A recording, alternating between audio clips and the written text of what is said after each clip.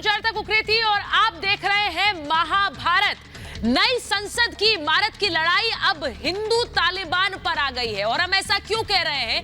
क्योंकि जहां central Vista के निर्माण की बात हो रही है, वहीं अब अंतर्राष्ट्रीय मीडिया में प्रधानमंत्री नरेंद्र मोदी और उनकी सरकार के खिलाफ एक झूठा प्रोपेगेंडा चलाया जा रहा है, जिसके तहत यह बताया जा रहा है कि हिंदुस्तान में जो सरकार इस वक्त बैठी है वो हिंदू तालिबान है। जी हां, इसी पर आज की महाभारत कर रही हूं, क्योंकि किस तरह भारत के अंदर जो बोल गूंजते हैं, जो सोच गूंजती है, क्या वही विदेशी बोली में भी नजर आती है? आखिर भारत की सरकार और भारत के प्रधानमंत्री और जो लोग हिंदुस्तान में रहते हैं, उनको हिंदू तालिबान विदेशी प्रोपेगेंडा के तहत क्यों कहा जा रहा है? आखिर ये सोच किसकी है? इसी पर आज की महाभारत। पहले ये रिपोर्ट।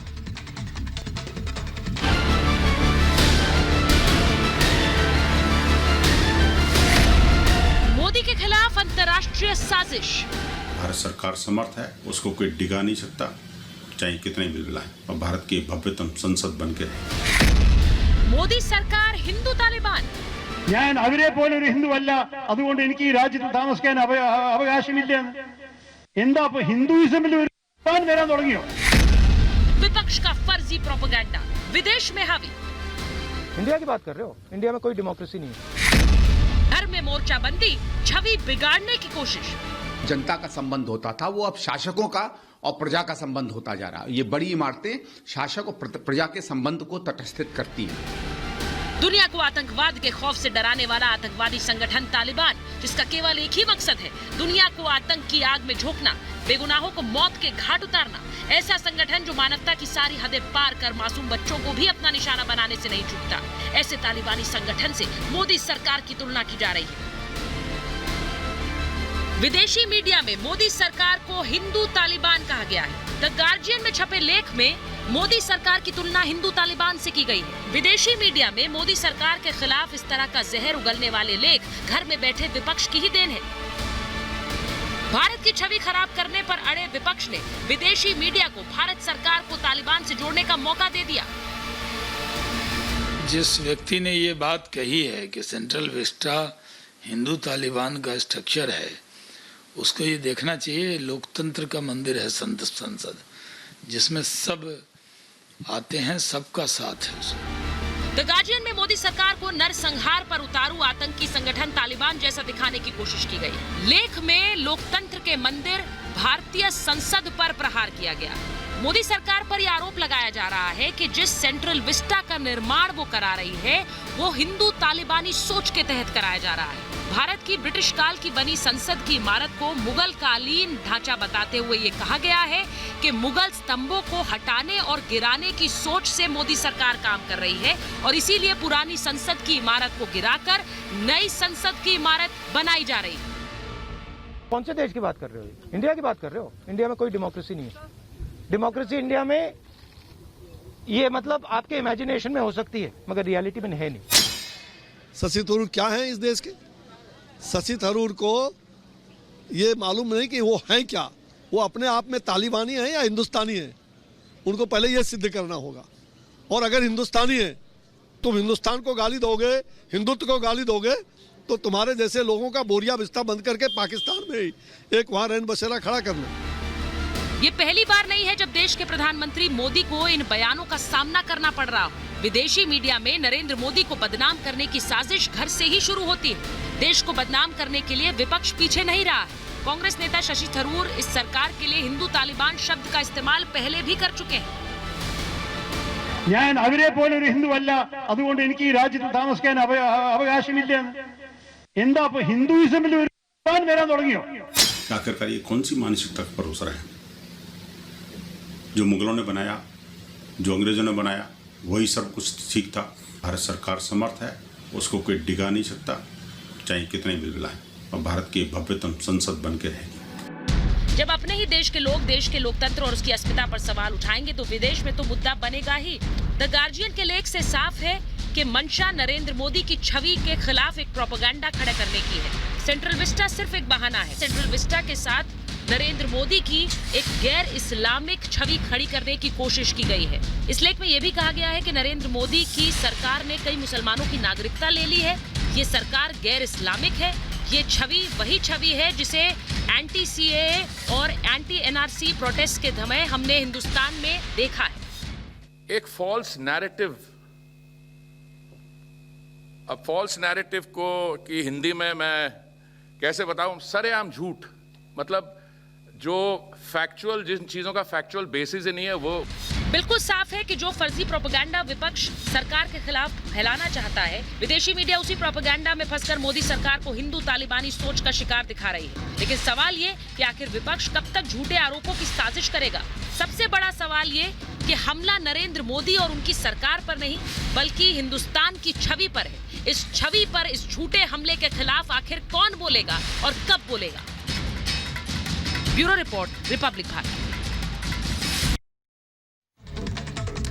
और आज महाभारत में जो सवाल मैं उठा रही हूं वो ये, नई संसद की लड़ाई अब हिंदू तालिबान पर आ गई है, क्योंकि संसद की इमारत को निशाना तो बनाया जा रहा था, लेकिन उसके लिए क्या हिंदू तालिबान की बात कहने पर अब बात आ गई। सवाल पूछ रही हूं कि हिंदू तालिबान का झूठ आखिर क्यों फैलाया जा रहा है। हिंदू तालिबान इस देश में आप सब रहते हैं, आप खुद जज कर सकते हैं। सवाल मैं पूछ रही हूं, मोदी के खिलाफ किसका प्रोपेगेंडा है, क्योंकि ये प्रोपेगेंडा देश से विदेश तक किसने चलाया। और सवाल पूछ रही हूं कि विपक्ष की साजिश, विदेशी बोल, क्योंकि यही वो बातें जो यहां पर एक लॉबी कहती है, एक धड़ा कहता है, और वही शब्द कैसे अंतरराष्ट्रीय मीडिया में झलकते हैं, इसी पर आज की महाभारत कर रही हूं। मेरे साथ जो मेहमान हैं उनका परिचय मैं आपसे कराऊंगी। मेरे साथ बीजेपी के प्रवक्ता प्रेम शुक्ला जी जुड़ रहे हैं, मेरे साथ जुड़ रहे हैं राजनीतिक विश्लेषक अवनीजेश अवस्थी जी, मेरे साथ जुड़ रही हैं वकील एक्टिविस्ट सुबूही खान जी, मेरे साथ हैं कांग्रेस के नेता केवल ढींगरा साहब, मेरे साथ सुनीत चोपड़ा जी जुड़ रहे हैं, राजनीतिक विश्लेषक हैं, और साथ ही इस्लामिक स्कॉलर अतिकुर रहमान साहब मेरे साथ जुड़ रहे हैं। बहुत बहुत स्वागत आप सभी का। मैं महाभारत की शुरुआत करूं उससे पहले मैं आपको बताना चाहती हूं कि जिस लेख का मैं उल्लेख कर रही हूं, जिसकी बात हम कर रहे हैं, उसमें किस तरह से एक पूरी की पूरी साजिश और किस तरह नरेंद्र मोदी के खिलाफ एक प्रोपेगेंडा चलाया गया है। मैं आपको दिखाती हूं कि इस लेख में क्या क्या कहा गया, और फिर आप समझेंगे कि किस तरह वही एक प्रोपेगेंडा देश के अंदर भी चलता है। अगर हम दिखाएं नरेंद्र मोदी के खिलाफ ये प्रोपेगेंडा क्या है, इसमें नरेंद्र मोदी की तुलना औरंगजेब से की गई है। औरंगजेब कौन था? एक आक्रांता जिसने जुल्म ढाए, और यहां पर अब नरेंद्र मोदी की तुलना औरंगजेब से की जा रही है। वहीं दूसरी तरफ यह कहा गया है कि यह सरकार यानी मौजूदा सरकार तालिबानी सरकार की तरह काम कर रही है। तालिबान के राज में किस तरह मासूमों पर जुल्म ढाया जाता है, बच्चों बुजुर्गों का कत्ल सब जायज है। क्या वो हो रहा है हिंदुस्तान में कि आप इसे तालिबानी सरकार कह रहे हैं? इसी के साथ साथ इसमें कहा गया कि हिंदू राष्ट्र बनाने में लगी हुई है ये सरकार, कि इस पूरे देश को एक हिंदू राष्ट्र बनाने में लग गई है ये सरकार। मैं आज आप लोगों से कह रही हूं कि इस झूठ का पर्दाफाश आप महाभारत के दर्शक ही कर सकते हैं। क्या इस देश को, हिंदुस्तान को, जो अपनी अलग अलग बोलियां और अलग अलग धर्मों की वजह से ही जाना जाता है, उसमें हिंदू राष्ट्र बनाने का क्या ये प्रोपेगेंडा नहीं तो क्या है? मैं इसी के साथ साथ ये भी बताऊंगी कि किस तरह से धर्म को लेकर झूठ बोला जा रहा है, धर्म को लेकर किस तरह सियासत इस लेख के जरिए और अंतर्राष्ट्रीय मीडिया के प्रोपेगेंडे के जरिए चल रही है। मैं उस पर आऊंगी, लेकिन उससे पहले मैं महाभारत में सीधे जा रही हूं अतिकुर रहमान साहब के पास और साथ ही प्रेम शुक्ला जी के पास। मैं अतिकुर रहमान साहब आपसे पूछूंगी कि क्या हिंदू तालिबान शासन में आप यहां हिंदुस्तान में रह रहे हैं, या फिर सुनीत चोपड़ा साहब रह रहे हैं, सुबूही खान, प्रेम शुक्ला जी रह रहे हैं? हमें तो पता नहीं था। जी, अगर आप यकीन करें, 6 साल से हम लोग इस चीज को आगाह कर रहे हैं सरकार को कि आपकी ये जो हरकतें हैं ये तालिबानी हैं, ये उसी औरंगजेब की डेस्पोटिक हरकतें हैं जो उन शासन में हुआ करती। मुझे अतिकुर रहमान साहब का फ्रेम नहीं मिल रहा है, उनकी सिर्फ आवाज आ रही है। सुनीत चोपड़ा जी स्क्रीन पर है, बोल अतिकुर रहमान साहब रहे हैं जी। मैं कहूंगा मुझे इतिहास पीसीआर जरा क्लियर करिए प्लीज, मुझे स्क्रीन पे अतिकुर रहमान साहब नहीं दिख रहे। औरंगजेब की बात करते हैं, क्योंकि औरंगजेब जो हैं औरंगजेब ने शाहजहां को किले में रखा था कि आप देश का पैसा जाया कर रहे हैं, जैसे मोदी कर रहा है। शाहजहां की तरह ये ताजमहल बनाने पे लगे हुए हैं। औरंगजेब अपने घर का खर्चा भी टोपियां बना के, कुरान के पन्ने लिख के किया करता था। बहुत ईमानदार था और बेईमानी को बर्दाश्त नहीं करता था। औरंगजेब बुरा नहीं था। अच्छा, सबसे ज्यादा हिंदू। तो आप ये कह रहे हैं कि नरेंद्र मोदी की तारीफ हो रही है इस लेख में? नरेंद्र मोदी की तारीफ हो रही है इस लेख में, फिर आप ये कहना चाह रहे हैं? सुनीत चोपड़ा जी, आप बड़ी तारीफों के पुल बांध रहे हैं औरंगजेब के लिए। मेरा मतलब नहीं है औरंगजेब से सर, जो चला गया चला गया। अब मुझे ये मौजूदा समय में बताइए। औरंगजेब सरकारी पैसा ऐसे नहीं खर्च करता जैसे मोदी करता है। शाहजहां ने किया। वो मुझे एक बात बताइए, आप क्या हिंदू तालिबानी शासन में रह रहे हैं? नई इमारत से आपको इतनी दिक्कत है? नई संसद की इमारत है, आपको नहीं चाहिए, आप उस पर सवाल उठाइए। लेकिन क्या आप पूरी दुनिया को यह बताना चाहते हैं कि आप एक हिंदू तालिबानी शासन में रह रहे हैं? सुनीत चोपड़ा जी, आपको समस्या है तो आप बोलिए, नहीं चाहिए हमें नई संसद की इमारत। भाई आपका हक है, आप हिंदुस्तानी हैं, आप बोल सकते हैं, अपनी राय रखिए। नई संसद बनेगी ही नहीं। जिस तरफ ये ले गए हैं मामले को, नई संसद बनेगी नहीं। हिंदुस्तान की जनता इनको विदा कर देगी। ठीक है सुनीत चोपड़ा जी, वो तो अब तय होगा। आप सही कह रहे हैं, हिंदुस्तान की जनता तय करेगी। लेकिन मैं कह रही हूं, हिंदुस्तान की ही जनता ये भी तय करेगी कि क्या ये झूठ का पुलिंदा चलेगा और कब तक चलेगा। मैं इसलिए कह रही हूं क्योंकि मैं एक हिंदुस्तानी हूं, प्रेम शुक्ला जी, और यहां अगर हिंदू तालिबान कहा जाता है तो मुझे उससे आपत्ति है। मेरा खून खौलेगा अगर मैं कहूंगी कि मैं एक हिंदू तालिबान शासन में रह रही हूं। आप एक नहीं सर, एक मिनट प्रेम शुक्ला जी, ये वही लोग हैं जो कहते हैं धर्म का कोई रंग नहीं, जो कहते हैं आतंकवाद का कोई रंग नहीं होता है, ना कोई मजहब होता है। और हिंदू तालिबान कहने में आपको आपकी जबान नहीं फिसलती एक सेकंड भी। सुनीत चोपड़ा जी, एक सेकंड नहीं फिसलती आपकी जुबान। आप कहते हैं आतंकवाद का कोई धर्म नहीं होता है। इस्लामिक तालिबान की बात करते हैं, एक सेकंड, वो लोग ही हिंदुस्तान सुचेता जी को शांत कराएं तो मैं सुनीत जी, आप ये मानते हैं कि नहीं मानते आतंकवाद का कोई धर्म नहीं होता? ये आप बार बार कहते हैं, लेकिन हिंदू तालिबान कहने में आपकी जबान नहीं फिसलती है, ये हकीकत है। हिंदू प्रेम शुक्ला जी बोलिए। तालिबान, मैं आज कह रहा हूं आपके चैनल पे, हिंदुत्व तालिबान। चुप करा तो बात शुरू करूं। बोलिए प्रेम शुक्ला जी। प्रेम शुक्ला जी, सर बहुत गर्व नहीं है। सुनीत चोपड़ा जी, आपको क्या गर्व महसूस हो रहा है ऐसा कहते हुए? ऐसा गर्व महसूस हो रहा है आपको कहते हुए? आपको मैं वही कह रही हूँ, आपकी जबान नहीं फिसलती है ऐसा कहते हुए। पहले प्रेम शुक्ला जी बोलिए। पहले इस बात को समझ लें, जबान नहीं, पहले इस बात को समझ लें, बोलिए प्रेम शुक्ला जी बोलिए। हिंदू तालिबान ये परिकल्पना हो ही नहीं सकती, क्योंकि हिंदू तालिबान नहीं हो सकता है। हिंदू जो है वो कट्टर नहीं होता, हिंदू धर्म के नाम पे हत्याएं नहीं करता, हिंदू महिलाओं पर जो है धर्म के नाम पर बलात्कार करने की छूट नहीं देता। इसलिए हिंदू तालिबान ये शब्द ही गलत है, पहली बात। दूसरी बात, गार्जियन का पूरा आर्टिकल झूठ के पुलिंदे के अतिरिक्त कुछ नहीं है। आप मुझे कृपा करके बता दीजिए, देश के किस हिस्से में किस मुस्लिम नागरिक की धर्म के आधार पर नागरिकता गई है? अनीश कपूर जिसने आर्टिकल लिखा है, एक दिखा दे उदाहरण जहां पर पिछले 7 वर्षों में या सिटीजन्स अमेंडमेंट एक्ट आने के बाद, नागरिकता संशोधन कानून आने के बाद एक भी मुस्लिम की धर्म के आधार पर नागरिकता गई हो, इसका एक उदाहरण गार्जियन को चैलेंज है। गार्जियन जैसा अखबार इस तरह की कपोल कल्पित सिर्फ आरोप जो है लगाने में, उसको कोई तथ्य भी नहीं, तथ्य का भी उसको कोई, पत्रकारिता का जो मूल सिद्धांत है उसमें तथ्यों का पुष्टिकरण जो है आवश्यक है। पूरे आर्टिकल में, आर्टिकल का कोई ऐसा बिंदु नहीं है जो तथ्य परक हो। सारा झूठ की बुनियाद पर, झूठ के आधार पर पूरी तरह से, जो कांग्रेस का टूल किट था ना, टूल किट में जिस तरह से सेंट्रल विस्टा को मोदी का महल बताया गया था, हाईकोर्ट और सुप्रीम कोर्ट में लड़ाई लड़ी गई, हाईकोर्ट और सुप्रीम कोर्ट में पराजय के बाद अब विदेशी मीडिया में आदरणीय नरेंद्र मोदी जी को, भारत सरकार को, भारत के लोकतंत्र को बदनाम करने का मैं प्रेम शुक्ला जी मैं ये कह रही हूँ, कपोल कल्पित आपने कहा, लेकिन उसको तो शह यही आवाजों से मिलती है। इसी देश में ऐसी आवाजें हैं जो कह रही हैं कि हाँ भाई यहाँ तो हिंदू तालिबान है और गर्व से कह रही है, गर्व से कह रही है, बनेगा, गर्व से कह रही है। करो, सच्चाई पे ध्यान दो। सच्चाई क्या है? सच्चाई क्या है? सर तालिबान क्या है मुझे ये बता दीजिए एक बार, मुझे एक बार ये बता दीजिए तालिबान क्या है। या तो आप हिंदू को नहीं समझते या आप तालिबान को नहीं समझते या दोनों को ही नहीं समझते। जनता का उसमें विश्वास है। गंगा को लाशों से भर दिया।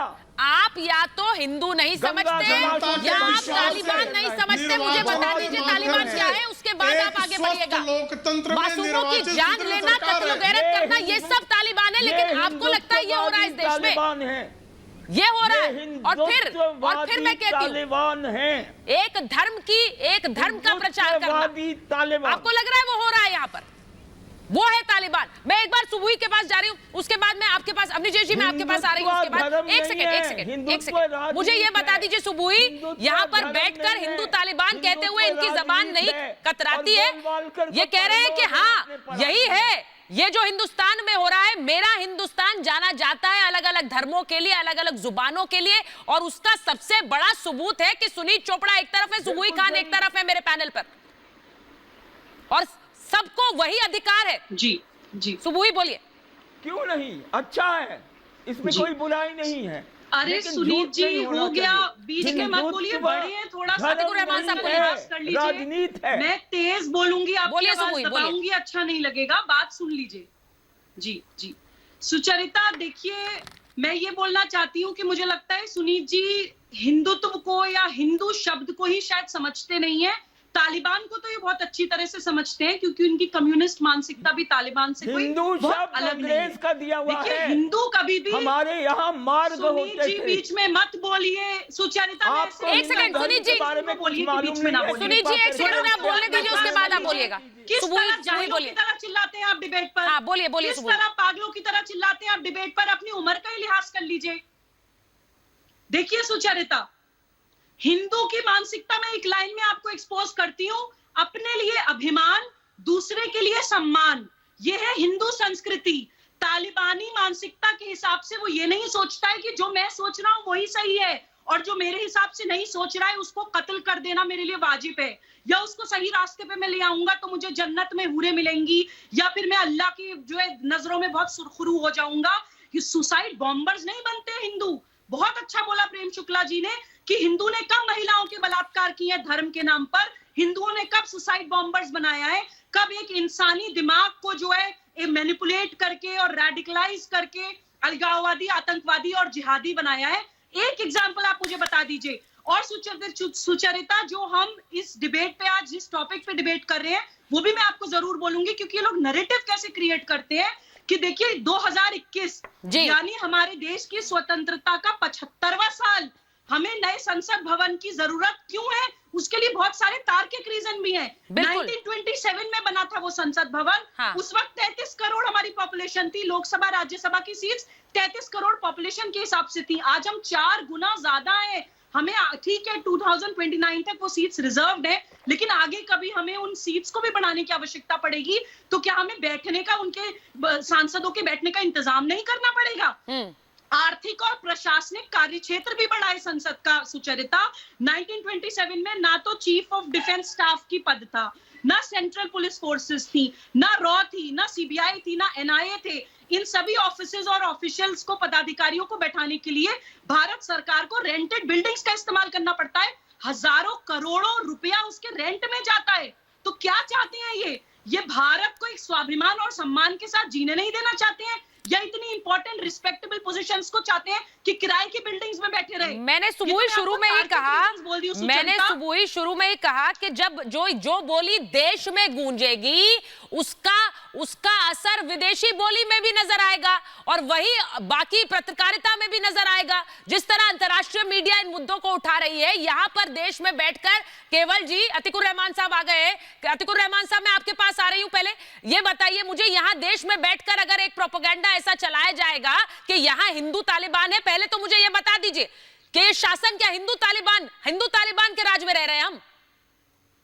हिम्मत कैसे होती है लोगों की इस तरह से बोलने की?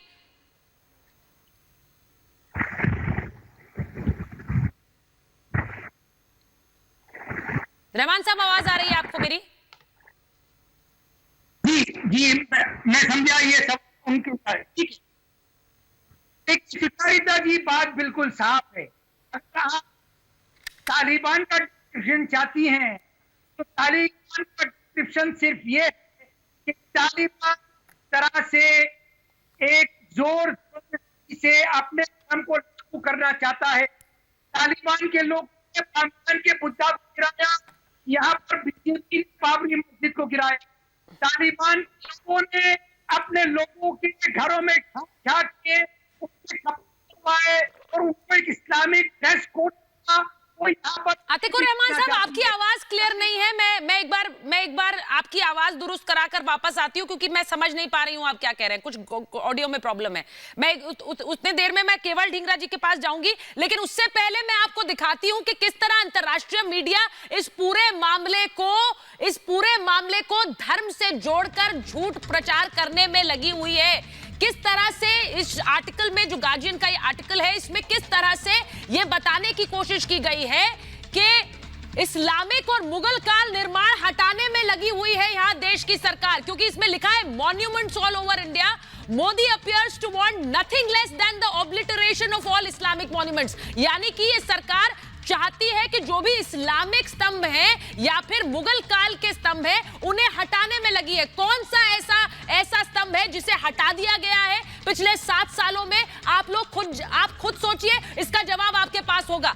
यह भी लिखा हुआ है इसमें कि Modi appears to want nothing less than the obliteration, और यह भी लिखा है कि यहां से मुसलमानों को हटाने के लिए and the disappearance of Muslims from India, मुसलमानों को देश से हटाया गया है। ये सरकार कर रही है। इस लेख में ये लिखा गया है, और साथ ही साथ ये भी लिखा गया है कि their citizenship from many millions of Indian Muslims has been taken away and they've been rendered homeless। इसका मतलब ये लाखों मुसलमानों की नागरिकता ले ली गई है।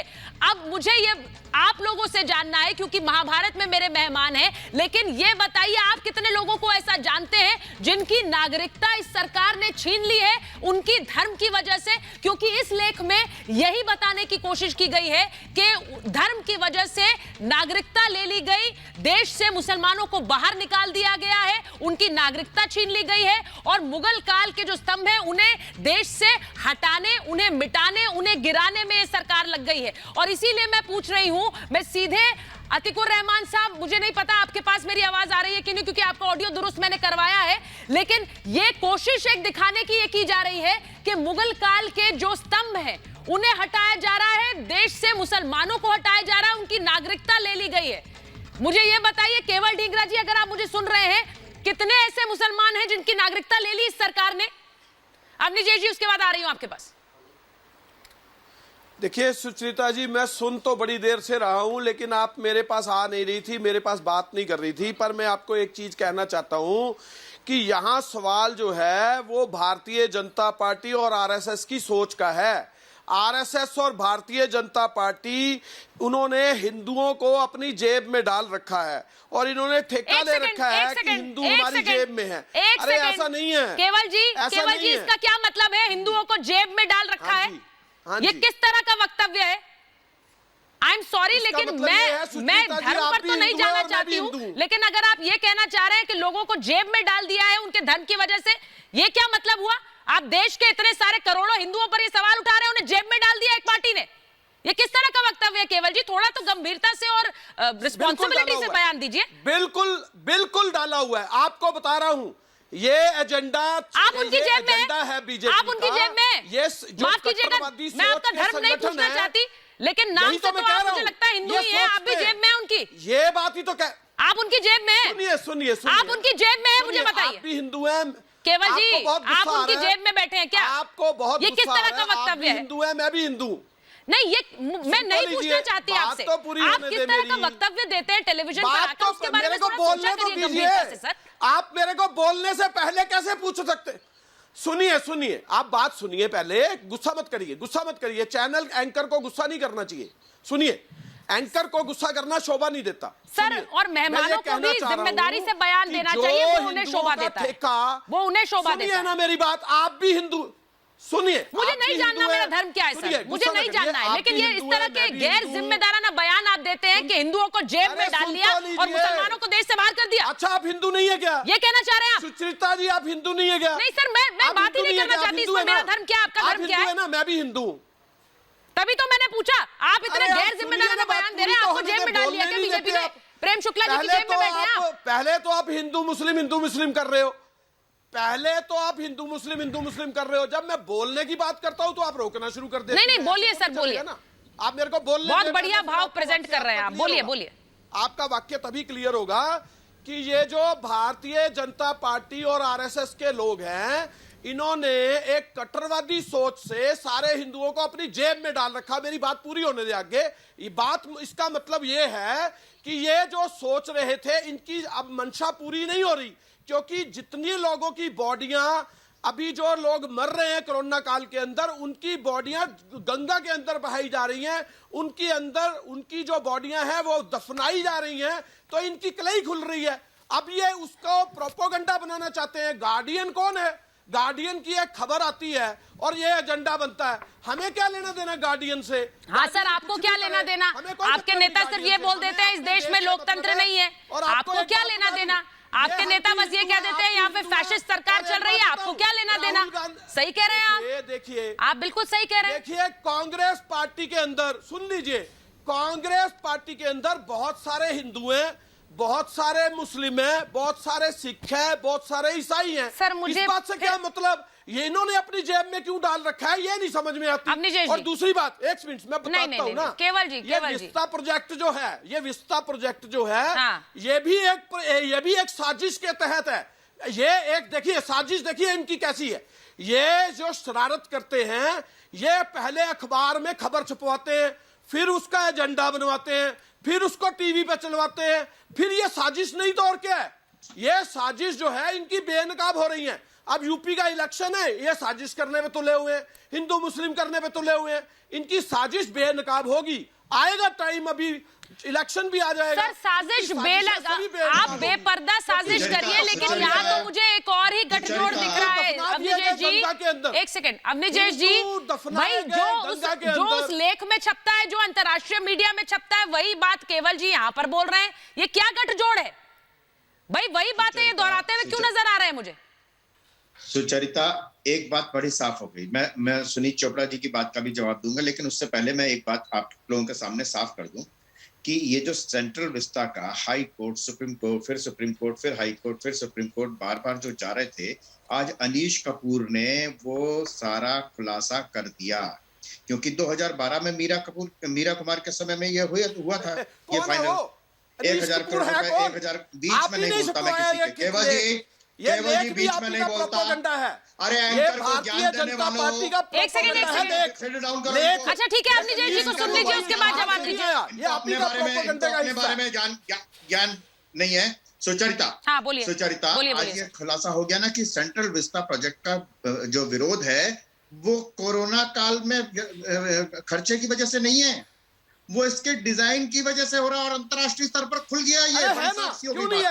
अभी देश की जनता को ये साफ करना है कि ये जो कांग्रेस पार्टी है जो कहती है कि हम तो कांग्रेस पार्टी मुसलमानों की पार्टी है, अब समझ में आया कि इतना विरोध क्यों कर रही थी। ये विरोध से इसका कोई लेना देना नहीं है। लेकिन दूसरी बात, उससे ज्यादा महत्वपूर्ण बात, आज औरंगजेब को जो सुनीत चोपड़ा ने जो सर्टिफिकेट दिया है, उस सर्टिफिकेट में सुनीत चोपड़ा अगर शर्म नाम की चीज है तो कभी गुरुद्वारा सीज के सामने खड़े होना जा करके, अंदर जाने लायक तो तुम्हारी औकात नहीं है। कभी गुरुद्वारा रकाबगंज के सामने खड़े होना जा करके, कभी छोटे साहबजादों को जहाँ पर जिंदा चिनवा दिया था उस औरंगजेब ने, जिसको आपने ईमानदारी का प्रमाण पत्र दिया, गुरु अर्जुन देव के साथ जो जहांगीर ने किया था। अरे सुनीत चोपड़ा, अब आप दोनों एक तरफ, दोनों एक साथ बोल रहे हैं। एक सेकंड रुक जाइए सुनीत चोपड़ा जी, इतना गुस्सा मत कीजिए।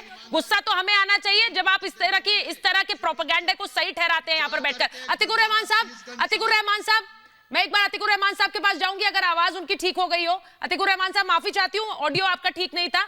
मुझे ये बताइए अतिकुर रहमान साहब, मैं बार बार बुनियादी सवाल उठा रही हूँ, इस लेख में अंतर्राष्ट्रीय मीडिया में हिंदुस्तान को लेकर इस तरह की बातें छपती हैं कि यहाँ पर लाखों मुसलमानों की नागरिकता ले ली गई, हिंदू तालिबान कहा जा रहा है।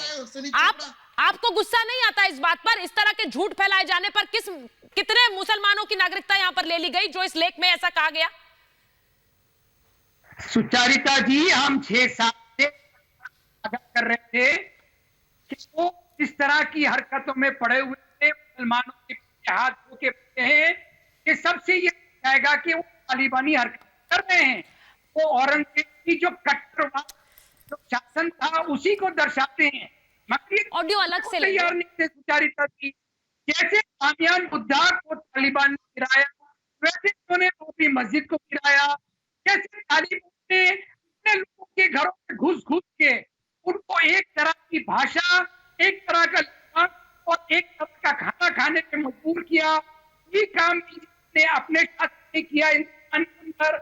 आप इसको तालिबान कहेंगे तो और क्या कहेंगे? भारत के हमेशा से हमने कहा है कि वो एक मुसलमान था। इस तरह की बीजेपी हिंदुस्तान में करती है। इनकी कट्टरता सिर्फ एक बात दर्शाती है कि ये हिंदुत्व तालिबान है। अतिकुर रहमान साहब, मुझे माफ कीजिए, आपका ऑडियो में ठीक नहीं करवा पा रही हूं क्योंकि बहुत दिक्कत आ रही है, आपकी बात समझने में थोड़ी दिक्कत आ रही है। मैं एक बार सुबुही के पास जाऊंगी। सुबुही, मुझे ये बताइए, ये जो झूठ बार बार फैलाया जाता है और ये पहली बार नहीं हो रहा है, ये एक अंतरराष्ट्रीय मीडिया में जो साजिश चलती है, जो एक प्रोपेगेंडा चल रहा है बार बार। मैं सुनीत चोपड़ा जी से एक सवाल पहले पूछ लूं, फिर मैं आपके पास आती हूं। सुनीत जी, ये जो कहा गया कि लाखों मुसलमानों को देश से निकाल दिया गया और लाखों की नागरिकता ले ली गई हिंदुस्तान में, इस पर तो बोलिए कम से कम कि ये झूठ है, या फिर आप भी इस प्रोपेगेंडा को आगे बढ़ाएंगे, बोलेंगे हाँ यही हो रहा है इस देश में? मेरा ये कहना है, जिन लोगों ने सरेआम बाबरी मस्जिद को तोड़ा, जहां पर तुलसीदास ने कवितावली लिखी थी, उसने कहा था कि मसीत में मांग के खाइबो, मसीत में सोइबो। उसको छुपाने के लिए और सांप्रदायिकता पैदा करने के लिए बाबरी मस्जिद गिराई गई थी। उसका ताल्लुक राम के साथ कोई नहीं है।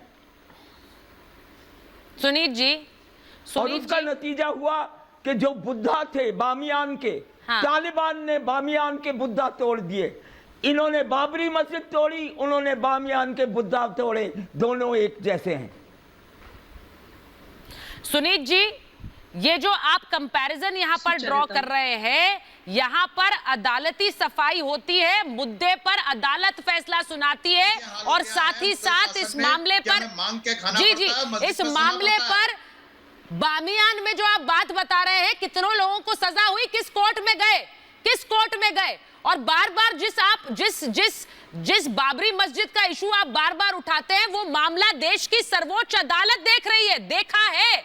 उस मामले को आप बार बार उठाते हैं, मामले को बार बार उठाकर आप क्या संदेश देना चाह रहे हैं? सवाल मैंने एक पूछा था आपके पास उसका जवाब नहीं था, उसका जवाब आपके पास नहीं था। मैंने कहा आपसे 10 नाम बता दीजिए जिनकी नागरिकता ले ली गई। नहीं है, बता पाएंगे आप मुझे बता पाएंगे? सुनीत चोपड़ा जी, 10 नाम, सर सिर्फ 10 नाम पूछ रही हूँ आपसे, 10 नाम बता दीजिए जिनकी नागरिकता ले ली इस सरकार ने। तालिबान बता दीजिए तो क्या है? बता दीजिए सर। आपने बाबरी मस्जिद तोड़ी, सर बता दीजिए। तालिबान ने बामियान के बुद्धा तोड़ दिए, नुकसान किसका हुआ? आप उसी लॉबी की तरह बोल रहे हैं जो इस पूरे प्रोपेगेंडा को आगे बढ़ाती है। मैं इसीलिए आपसे पूछ रही हूँ, 10 नाम बता दीजिए। वो झूठ फैलाते हैं, आप भी यहाँ बैठकर झूठ फैलाएंगे? ये निकर वाले, चड्डी वाले, इनकी अकल नहीं है, इनकी अकल इनके पैरों में है। सुबुही, मुझे ये बताइए, मैंने 10 नाम पूछे थे, एक ही बता दे तो बहुत है, लेकिन एक नाम बता पाएंगे या आप बता दीजिए? क्योंकि इनको लगता है जो झूठ ये फैलाया जा रहा है कि यहाँ हिंदुस्तान में जो दूसरा बाहर से विदेश में बैठा देखेगा, वो क्या सोचेगा हिंदुस्तान के बारे में कि इस देश में मुसलमानों को निकाला जा रहा है और उनकी नागरिकता ले ली जा रही है, इसीलिए हिंदू तालिबान बन गया। तो वही बताइए, एक मिनट सुनीत जी। आपने बंद किया हुआ था आसाम में। सुनीत जी, सुचरिता इनको प्लीज करा दीजिए। प्लीज बोलिए जी। सुनीत जी, मुसलमानों से रिलेटेड सवाल है तो मुसलमान को ही जवाब देने दीजिए, या अपनी जरूरत के हिसाब से मुसलमान भी आप ही बन जाते हैं? बात सुनिए सुचरिता, देखिए, नागरिकता कानून में जहां पर मुसलमान शब्द नहीं था, इन लोगों ने एक झूठा नैरेटिव क्रिएट किया कि मुसलमानों को बाहर निकाल दिया जाएगा। सेम ऐसे ही यहाँ पे नए संसद भवन में एक नैरेटिव क्रिएट करने की कोशिश कर रहे हैं। अभी आर्टिकल का जो जिक्र आ रहा है उसमें ये लिखा हुआ है कि मुगल इंस्पायर्ड बिल्डिंग को मोदी जी तोड़वा रहे हैं। सबसे पहले तो जो लोग ये सोच रहे हैं कि हमारा पार्लियामेंट हाउस मुगल इंस्पायर्ड था, वो 64 योगिनी मंदिर को गूगल पे सर्च कर लीजिए, आपको क्लियरली पता चल जाएगा कि मुगल इंस्पायर्ड था या हमारा अपना भारतीय आर्किटेक्चर से इंस्पायर्ड था। दूसरी बात, अगर इतने ही आर्किटेक्चरल स्ट्रक्चर्स मुगलों के द्वारा लाए गए हैं तो और किसी इस्लामिक स्टेट में क्यों नहीं है भाई? हजारों बार मैं आपसे सवाल पूछ चुकी हूं कि ये मैग्निफिसेंट ग्लोरियस स्ट्रक्चर्स भारत में ही क्यों है? क्योंकि भारत में हमेशा से वास्तुकला के ऐसे ऐसे उदाहरण रहे हैं कि मुगलों के भी और अंग्रेजों के भी और सारे इन्वेडर्स की आंखें फटी की फटी रह जाती थी। हमारे ही डिजाइन चुराते थे, हमारे ही कंस्ट्रक्शंस को तोड़ के उनके ऊपर अपने गुंबद बना के अपनी नेम प्लेट्स लगाकर उसका क्रेडिट ले लिया करते थे और लुटियन जोन के नाम से मशहूर हो जाया करते थे। वो अब नहीं चल रहा है। तो ये भारत विरोधी मानसिकताओं को बर्दाश्त नहीं हो रहा है। भारत में नया संसद भवन बनेगा या नहीं, ये भारत डिसाइड करेगा। ये भारत के चुने हुए जनप्रतिनिधि डिसाइड करेंगे। ये कोई विदेशों में बैठे हुए लोग डिसाइड नहीं करेंगे कि आप ये चाहते हैं कि हम लोग हमेशा आप अंग्रेजों के बनाए हुए कानून। देखिए सुचरिता, उन लोग 1857 की क्रांति के बाद अंग्रेज समझ गए थे कि भारत को तोड़ने के लिए उन्हें बहुत स्ट्रैटेजी से काम करना पड़ेगा। इसलिए उन्होंने सामाजिक, उन्होंने आर्थिक, उन्होंने वैधानिक, प्रशासनिक, राजनीतिक व्यवस्थाएं ऐसी बनाई जो भारत को हमेशा उनका गुलाम रखे। अब धीरे धीरे और सुबुही आपने बड़ी दिलचस्प बात बोली, क्योंकि हमने शुरू से जो पार्लियामेंट हाउस है उसे ब्रिटिश कालीन इमारत के रूप में देखा है। अब इसे इस्लामिक ढांचा बताकर ये कहना कि देखिए इसे गिराया जा रहा है क्योंकि ये मुगल आर्किटेक्चर से प्रेरित था, इसीलिए देखिए ये किस तरह की साजिश हो रही है कि इसको गिरा दो और एक नई इमारत बना दो। जो मुझे लगता है मेरे दर्शक भी इस बात को देख रहे होंगे सुबुही, वो भी इस बात को समझते होंगे कि पार्लियामेंट बिल्डिंग को क्या उन्होंने मुगल आर्किटेक्चर के उदाहरण के रूप में देखा है? केवल जी आप हंस रहे हैं, जरा बताइए प्लीज मुझे, ये क्या प्रोपेगेंडा नहीं दिखता इसमें आपको? ये जो आपकी खिड़की के 3 इस तरफ है और 3 इस तरफ है जी जी जी, जो खिड़की के 3 इस तरफ लोग हैं और 3 इस तरफ है। अभी ये सुबुही जी जो बात कर रही हैं, हाँ। ये और अनीश कपूर की गठजोड़ लगती है मुझे, क्योंकि अनीश कपूर लेख लिखते हैं और ये उनको रिप्रेजेंट कर रही हैं, ऐसा लग रहा है। क्योंकि झूठ फैलाती बीजेपी और सुबुही उसके ऊपर मिट्टी पोछा लगाती हुई। आप देखिए किस तरह से बीजेपी और आरएसएस झूठ फैलाती है और टूल किट जैसी बातें करती है। टूल किट में भाई जवाब दे दीजिए, जवाब दे दीजिए। कच्चा चिट्ठा खोल दिया, अब ये ट्विटर के पीछे लग गए थे, अब ये ट्विटर के पीछे लग गए थे। हाँ। आप ये देखिए क्लियर कट आपको पता चल रहा होगा कि अब ये ट्विटर के पीछे लग गए थे, क्योंकि ट्विटर ने पोल खोल दी थी टूल किट की और उन्होंने कह दिया था कि ये बीजेपी का प्रोपोगंडा है। अरे सर देखिए प्रोपोगंडा है। केवल जी के काम करके क्या साबित करना चाहते हैं? केवल जी अब ट्विटर का मुद्दा अलग अगली बहस में होगा, ट्विटर पर बहस है, अगली मुद्दे में होगा, पूछता है भारत में ट्विटर पर ही बात होगी। लेकिन मैं आपसे सुनिए मेरी बात, लेकिन ये बात तो बिल्कुल तय है कि देश में अगर रहना है तो देश के कानून के हिसाब से चलना होगा और मुझे नहीं लगता कि इसमें कोई दो राय होनी चाहिए।